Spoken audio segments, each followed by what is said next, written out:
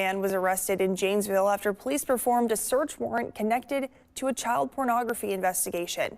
Janesville police say 45-year-old Christopher Redmond was arrested for alleged bail jumping. On Thursday, police, including detectives and K-9 Maui, searched Redmond's house on East Racine Street, where they found numerous devices, drugs, and guns inside. Police had previously investigated Redmond back in 2021 after receiving cyber tip line reports that led to his child pornography arrest. As part of that case, court records show Redmond was banned from having any devices as a condition of his bond.